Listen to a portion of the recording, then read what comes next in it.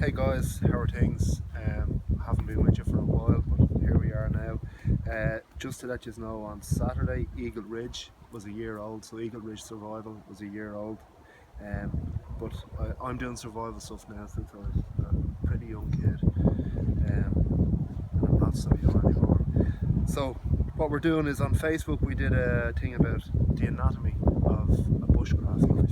We did something about survival knives a few weeks ago on Facebook, but a few people have asked me to follow this up with a video and just showing them what I would consider the ultimate bushcraft knife. Anyone that's familiar with our logo, it's an eagle clasping an LT Wright Genesis knife. Now that's the logo that we have been using from day one for Eagle Ridge Survival.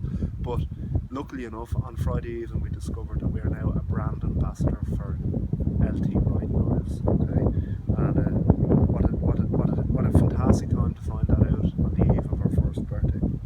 So I'm going to go through this knife with you now. Okay, I'll just put the leather sheet down. So what we've got here, primarily the knife, and this is really important for me. You can see this knife has had lots of use and a fair share of abuse as well.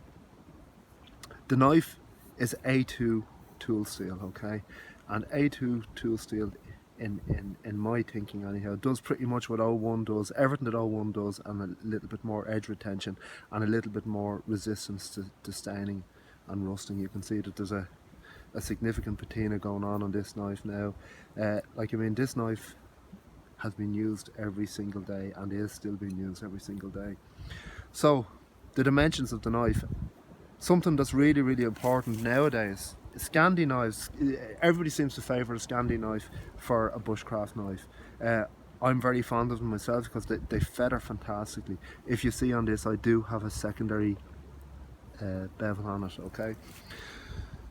The problem with a lot of Scandi knives nowadays and bushcraft knives, the spine of the knives tend to be over 4mm thick. Now 4mm just really doesn't work well with a Scandi type grind, okay?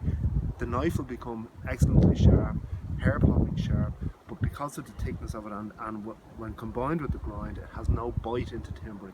It wedges into timber very, very quickly, okay? 3mm, which is what this is, 1/8 of an inch or 3mm, is about as thick in my thinking that you should go with a Scandi grind. Now the blade on this, it's 4¼ inches,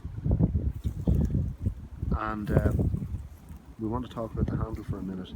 This is where a lot of people fall short, and really, really fantastic bushcraft makers fall short. This handle is neutral, okay? A lot of handles nowadays, they might have Coke bottle shape handles or whatnot, and are great in a particular grip, but when you transfer it down to other grips, like for example a chest lever grip, okay, really, really important. I use chest lever grip an awful lot because I make quite a lot of traps that I need pegs to go down into the ground. Now the chest lever grip, like so, is a great way of removing a lot of wood very quickly. But the problem with it is nowadays a lot of bushcraft knives have this exposed pommel, okay, and if you're doing a lot of this with your chest lever, your anatomy will inform you pretty quickly that this isn't a good idea, okay? It's not comfortable. This is rounded, okay? This is lovely, so it's great for chest lever grip. This handle is neutral in every way, okay, and you can hold this in any fashion and it is comfortable. This is really, really important. It's a broomstick style handle, and in my thinking this is, well, in my thinking this is the ultimate bushcraft knife, period. But this handle is absolutely fantastic, and in a world of knives being tactic cool, okay, and everything is about how cool it looks and how badass it looks, let's go back to a time where something had to work because of its functionality. I'm very utilitarian about stuff, and this, I know you can put this knife in your hand and you can use it for 3 or 4 hours and you're not going to have blisters. This is so important in a bushcraft knife because the bushcraft knife is the one knife that you're going to pick up and use for hours on end, unlike possibly a survival knife where you could use it for a short period of time and then you're out of your survival scenario.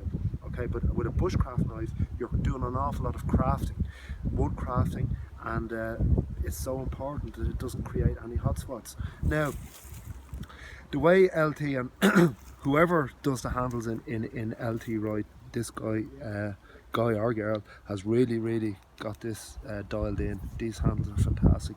Micarta, which is my absolute favourite type of handle material, and we have these Corby, I think they're called Corby bolts, okay, so it's a stainless threaded bolt with a brass nut, and then they're ground down. Now I understand that not only that, but these are epoxied on completely, so there's no possibility of any kind of moisture, blood ingress, dirt, etc, etc. It's an absolute solid unit, okay. I want to talk to you about the spine. Never have I seen such an aggressive spine on a knife, okay. Whatever way they do it in LT Wright, but it actually comes so sharp that there's a tangible burr on either side, and this scrapes a ferrule rod like no other knife I have ever used. It's absolutely second to none. This knife, like, I mean, I'll just tell you a story about how I came to have this knife. My friend Gary Doyle, who was an excellent woodsman, I was out with him one day, he showed me this knife. He said, you know, this is something you want to take a look at. And I looked at it and I went, yeah, it's, you know, it's a bushcraft knife, whatever. I have more expensive bushcraft knives, and I don't really think this can do what they can't. But I said to myself, you know, Gary's a smart guy, he knows what he's talking about. I'm going to give this a shot, and I ordered the next day. Within a week I had the knife, and within 2 days from having the knife, I was just sold on it. It is that good.